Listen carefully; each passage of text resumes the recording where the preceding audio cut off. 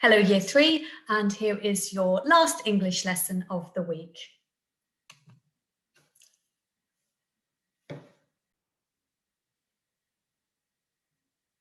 Okay, let me just share my screen with you. There we go. So if you'd like to write today's date, please, Friday the 26th of February. And today's WALT is to identify layout features in a persuasive text. So maybe just pause the recording while you get the WALT done.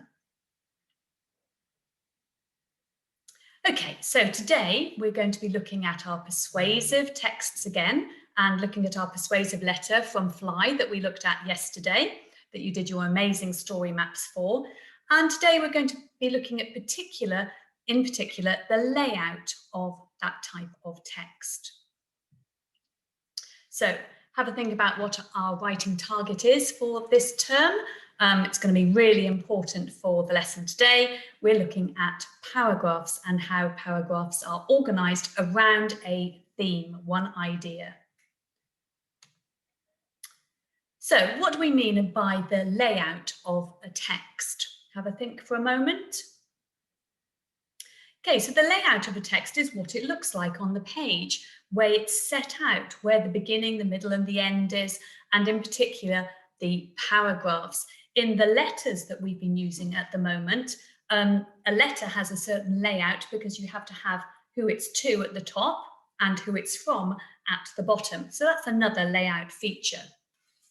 Okay, maybe have a look at your story map from yesterday. Did you get all of those features in there? In your first picture, did you have who the letter was to for your first paragraph? And in your last little group of pictures, did you have who it was from? So have a think about what a layout feature is and what it is not. Okay, we are not going to be looking at the language features yet. You'll be looking at those next week. So today is really what the text looks like on the page and how we can organise it. There is a little bit of a crossover into the language features because sometimes the paragraphs need to start in a certain way or have something in them that we'll be looking at in a moment.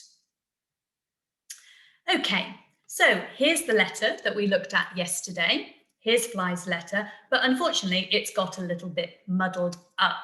Could you put this back in the right order? Okay, let's have a look at these different paragraphs. Okay, this one here starts with, furthermore, pigs like to eat everything. Is that the start of the letter? No, I don't think so. And furthermore tells us that something has already been said. What about this one here? Finally, finally tells us that's coming near the end of the letter. And also there's this little clue here, your faithful sheepdog, Fly. That's who it's from, and that comes right at the end of a letter. What about this one? Secondly, that tells us it's coming second in the letter, doesn't it? So that's not the start of the letter. Pigs are stupid because they're, no, I don't think a letter would start like that either. Oh, here we are. Dear Mr. Hoggett. So I think that would be the start of the letter. Again, maybe just pause the recording for one moment. Could you sort those bits of the letter out into the right order? Okay, have you had a go at that? So I think we would start with Dear Mr. Hoggett, and then we would have secondly, pigs are stupid, furthermore, and finally, the finally. And again, you've got the letter from yesterday to have a look at, or it was on the Daily Post again. So check that order of the letter. But you can see, even though it's been split up in the wrong order on this page, you can quite clearly see the different paragraphs of the letter. And each paragraph has a different idea, a different theme. We know that the start of the letter is the introduction. Okay, and then each of the paragraphs have something different as their theme. And you showed that in your story maps yesterday about the pig being dirty and smelly, about them wanting to eat everything, and about them being stupid. So those were the different ideas, and each of the paragraphs had one of those different ideas in them. Okay, here's the letter back in the right order. So if we have a reminder of what the letter was all about, Fly was quite mean, wasn't she, in this letter, saying how awful the pig was. But remember, this is right at the beginning of the story before we know what happens later on. Dear Mr. Hoggett, have you ever wondered what pigs can do? Well, I have the answer. Nothing. I am writing to express my concern that we have a worthless creature living on our farm, a pig. I know that pigs are stupid, and I have evidence to support that this is true. That's her introduction. She's saying what the letter is going to be about. Here's our first paragraph. Pigs are stupid because they can't understand humans. They are not like dogs that can follow commands and orders from others. Therefore, a pig will not be able to help around the farm like we can. They will just sit around all day, taking up valuable space on the farm. They won't help keep the chickens in order or herd the sheep for you. They are worthless, smelly creatures with no real farm use. There's her paragraph about them being stupid and not being helpful and comparing them to her. But again, this paragraph all has the same idea in it. Secondly, here's her next point. Pigs are not friendly. Have you ever seen a pig give another animal a cuddle or offer some advice? They are not kind or thoughtful like a dog or a horse. They are selfish because they can only think about themselves. We are a family on this farm and all look out for each other. Therefore, a pig will not fit in as they are not friendly creatures. Okay, again, all of the idea in this paragraph, this separate paragraph, is about the pig not being friendly or kind to other animals on the farm. It all is around that one idea. Next paragraph. Furthermore, pigs like to eat everything. They are not fussy and will happily take food from other animals. I've already seen the pigs stealing food from the cows. Those poor creatures look forward to their food all day, and then the pig helps himself before they can get a look in.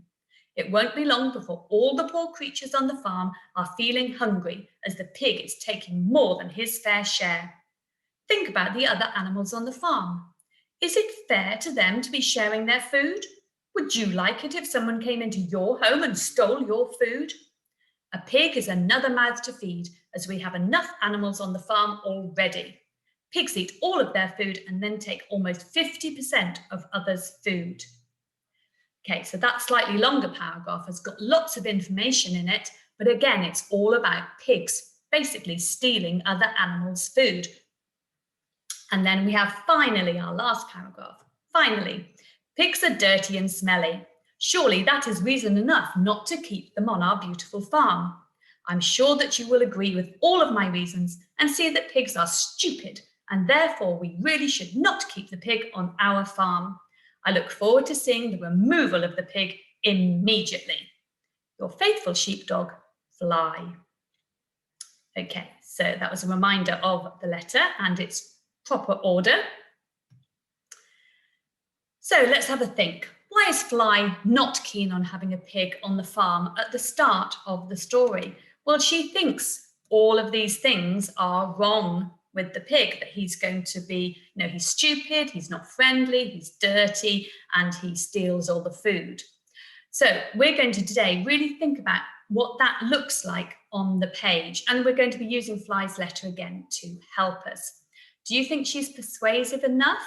Do you think Farmer Hoggett would come round to her way of thinking? Or could she have gone further? Could she have thought of other reasons that the pig should not be staying on the farm?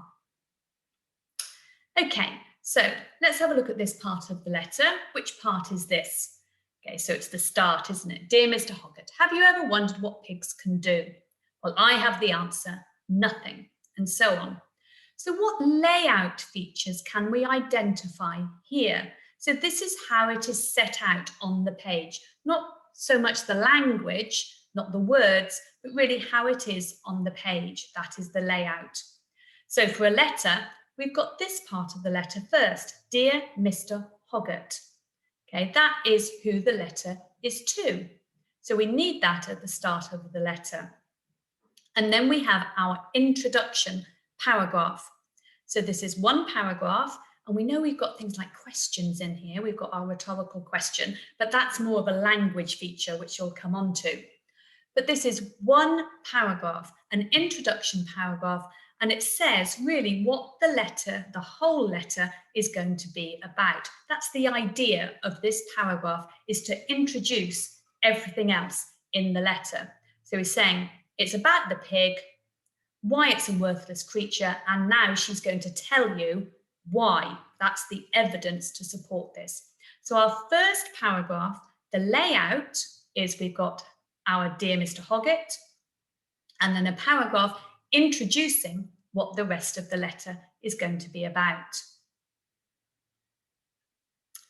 Okay, so as the letter goes on, it is split up into different paragraphs. Now, if you have a look at the screen here, certain phrases or sentences have been circled. Let's have a look at this first one here. Pigs are stupid. That's what the whole of this paragraph is about. So in that first phrase or first sentence, Fly is saying what the rest of that paragraph is going to be about. Pigs are stupid. They can't do this, they can't do that, like a sheepdog could. The next paragraph starts, secondly, pigs are not friendly. That's what's circled here. And that's what the whole of the next paragraph is going to be about. So she's making this statement, pigs are not friendly, and then the rest of the paragraph is, again, a little bit more evidence for that. Have you ever seen a pig giving another animal a cuddle? Well, that's not friendly. They're not kind or thoughtful, because that's what friendly people do, or animals. We look out for each other on this farm. Pig will not fit in. They're not friendly creatures. So again, she's saying in the rest of the paragraph what this first phrase or sentence is about. Let's check that next paragraph as well. Furthermore, pigs like to eat everything. And we know that the whole of that big paragraph is about the pig eating all of the other animals' food and how unfair that is on the farm. So again, in that very first sentence or phrase, Fly is saying what the rest of the paragraph is about. So the reason that those have been circled is because they are the important start of the paragraph, which tells you really what the rest of the paragraph is going to be about. And these have a special name. Sentences which tell the reader what the paragraph is about are called topic sentences or topical sentences. So this is a topic sentence. Pigs are stupid. All of the paragraph is about a pig being stupid. Pigs are not friendly. The rest of the paragraph is about the pig not being friendly. And pigs like to eat everything. The rest of the paragraph is about pigs eating everything.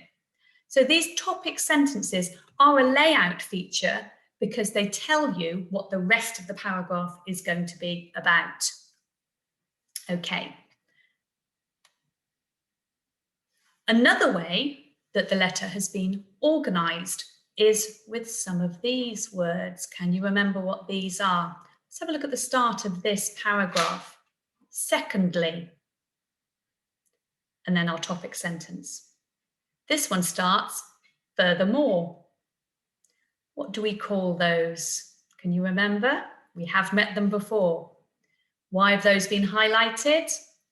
So these are connectives. These are adverbs at the start of the sentence, and they help organize the text. You could start the first paragraph with firstly, the next paragraph, secondly. Furthermore is adding more information. And how did the last paragraph start? Can you remember? It starts with, oh, it's not there.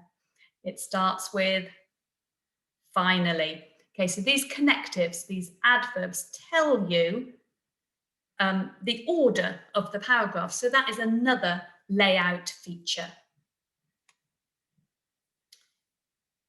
Okay, so what can we learn about about layout from this paragraph. What is the purpose? Can you pick out any connectives and the topic sentence? Okay, so here's the paragraph that we haven't looked at so far.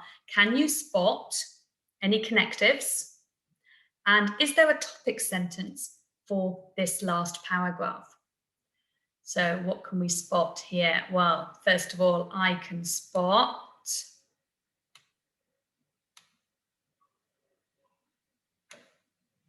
finally. Okay, so there is our connective. And finally is telling you this is the last thing that Fly is going to say. So finally, these are her last points, really. Okay, is there a topic sentence in this last paragraph? Let's have a look, because the topic sentence normally comes right at the start. Finally, pigs are dirty and smelly. Surely that is reason enough not to keep them on our beautiful farm. I'm sure you will agree. I'm sure that you will agree with all of my reasons to see that pigs are stupid and therefore really should not be keep the pig on our farm. Okay, so she does start with a little bit of a topic sentence, pigs are dirty and smelly, but she doesn't really go into any more detail. Because this is the last paragraph, this is a little bit like the conclusion of her letter, she brings all of her other points together about them being stupid.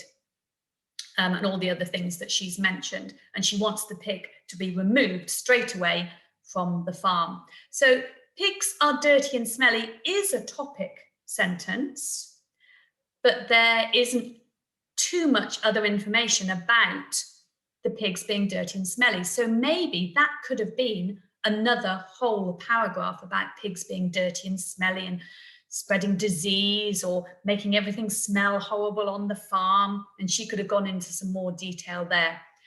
So that could have been a topic sentence, but the rest of the ideas in this paragraph are really pulling all her thoughts together and asking Farmer Hoggett to get rid of the pig from the farm. Okay, so your task today is to continue to help Fly. Oh dear, Fly needs a capital F. To help Fly see if the layout of her persuasive text is effective. So on your letter that you've got, can you pick out those topic sentences? Can you help those words that organize the text? Can you find those main points of each paragraph? Can you find how the letter opens and closes? Okay, so that's the Dear Mr. Hoggett or Farmer Hoggett and who it's from. So that's another layout feature that you could highlight or annotate. Can you find those connectives that we've spotted already? Can you highlight those and annotate them? That, furthermore, secondly, and so on. Okay, and then the last thing to do is, can you write a short paragraph to share what you have learned about the layout of this text? Okay, so what should a persuasive letter look like? How should it start? What should it be split up into? What could each of those start with? What could they have in them that would tell you what that paragraph is going to be about? And how should the letter finish? Okay, so on your letter from Fly, can you highlight or circle or identify the layout features of the persuasive text? Put an arrow to them, right next to them what they are. And then could you just tell me in a short paragraph what you've learned about the layout of these types of letters? Okay, just pause the recording while you have a go at that.